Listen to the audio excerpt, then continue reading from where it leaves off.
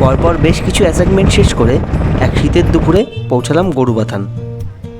সেখানে এক স্থানীয় মোমোর দোকানে সুস্বাদু মোমো আর স্যুপ সাবার করে শুরু হলো অপেক্ষার পালা। আমার এবারের গন্তব্য কালিম্পং জেলায় অবস্থিত গীতখোলা। প্রায় ঘন্টা দুয়েক অপেক্ষা করার পর অবশেষে স্থানীয় গাড়িটি পেলাম। গাড়িতে বসেও প্রায় 1 ঘন্টা অপেক্ষা করতে হয়েছিল।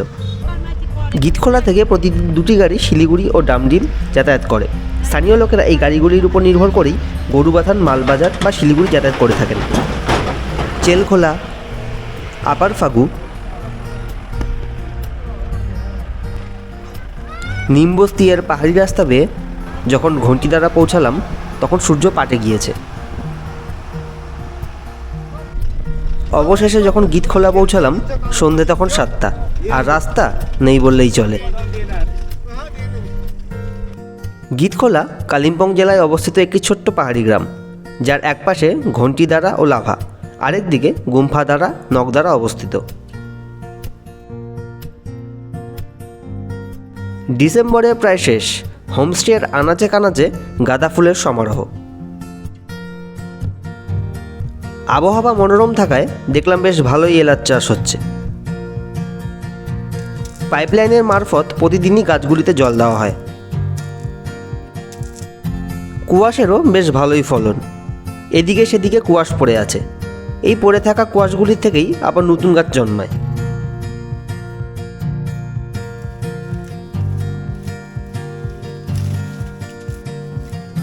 নিমাদার বাড়িতে একটি ছোট্ট খামারও রয়েছে।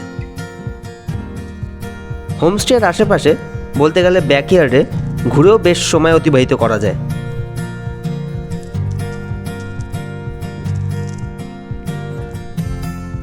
ইয়াংজো সকালে উঠেই রুটি বানাতে ব্যস্ত হয়ে পড়েছে।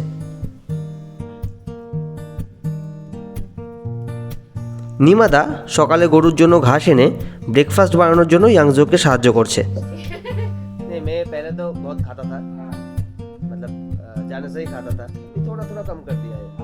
ব্রেকফাস্ট তৈরি, আলুর তরকারি, রুটি আর ডলের চাটনি।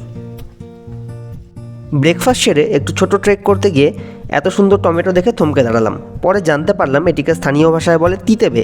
এইটি দেখতে টমেটোর মতো হলেও স্বাদ করলার মতো তেতো। আমি নিমাদাকে তোংবার কথা বলেছিলাম। সেই আবদার রাখতেই নিমাদার বাবা তোংবায়ের বাঁশ কেটে দিলেন। নিমাদার বাগানেই একটি কমলালেবুর গাছ রয়েছে, বেশ মিষ্টি খেতে।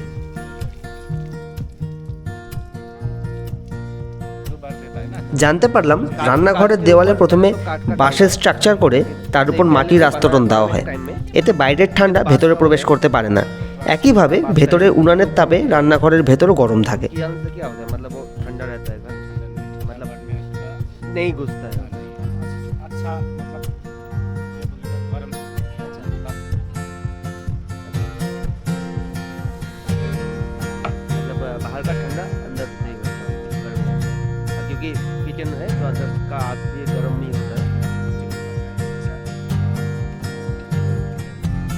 ডল্লে খোসানিগুলি রোদে শুকাতে দেওয়া হয়েছে।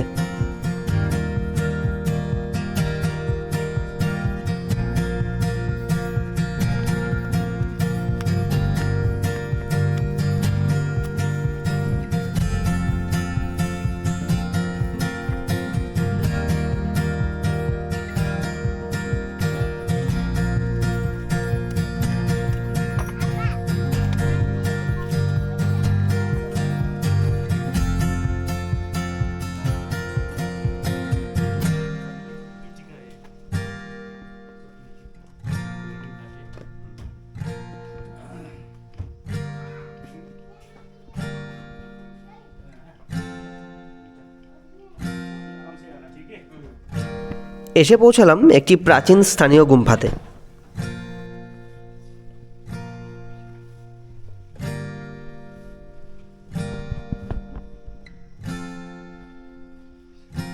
রক্ষণাবেক্ষণের অভাবে কাঠগুলিতে ঘুণ ধরেছে, তাই বেশ সাবধানতার সাথেই চলাফেরা করতে হলো।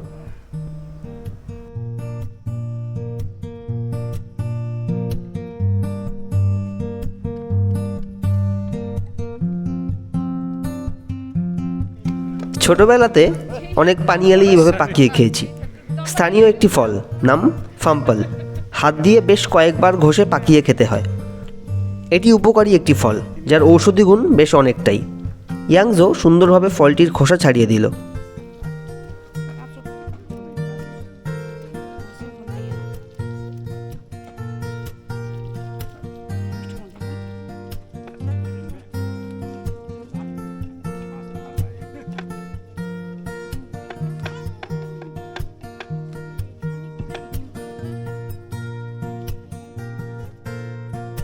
আমিও একটি টেস্ট করে দেখলাম। ভেতরটা অনেকটা বাটারের মতো স্বাদ হলেও বাইরের অংশের কোনো স্বাদ পেলাম না।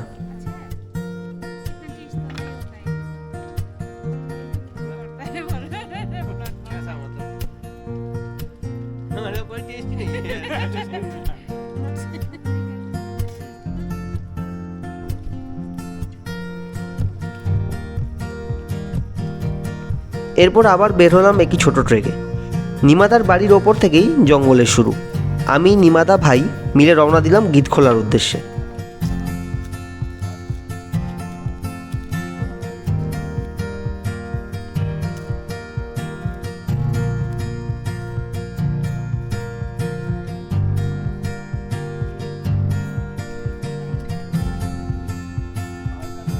ডিসেম্বরের শেষ, ঝাড়ু গাছগুলো বেশ বড় হয়েছে। ম্যাচিওর ঝাড়ুগুলোকে কেটে শুকোতে দেওয়া হয়েছে। পুরোপুরি শুকিয়ে গেলে এই ঝাড়ুগুলিকেই বাজারে বিক্রির জন্য পাঠানো হবে। পাহাড়ে এইভাবেই ব্রয়লারগুলিকে স্টকে রাখা হয়। গিদখোলা শহুরে কোলাহল থেকে দূরে অবস্থিত একটি পাহাড়ি গ্রাম। শান্ত পরিবেশে প্রায় 40টির পরিবার এখানে বসবাস করেন। দূর থেকে লাভা মনাস্ট্রিও দেখা যায়। এইভাবে গ্রিনহাউস তৈরি করে পাহাড়ে সাধারণত চাষাবাদ হয়ে থাকে।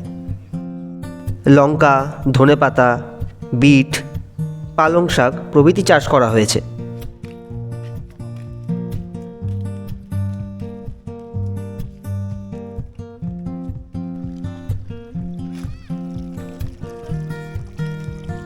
অনেকটা ট্রেক করে অবশেষে পৌঁছালাম গিদখোলাতে।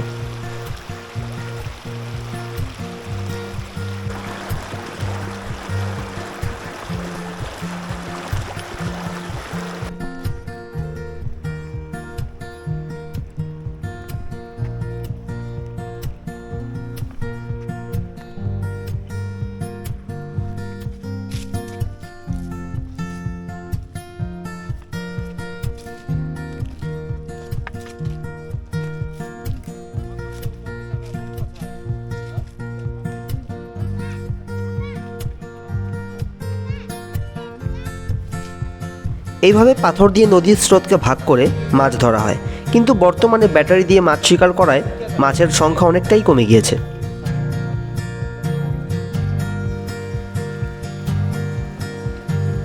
এটি চুড়েঝোড়া। এটি পরে গিদখোলার সাথে মিশেছে।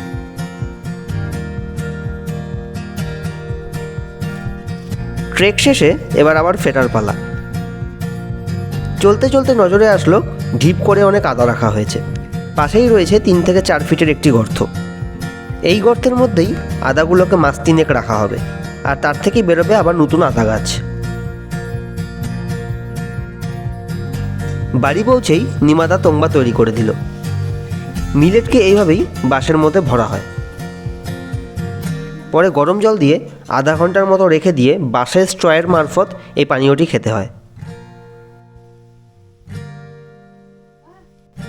সেদিনের লাঞ্চে ছিল ডাল, চিপস, রাই শাক সুরপি দিয়ে আর ডিমের কারি।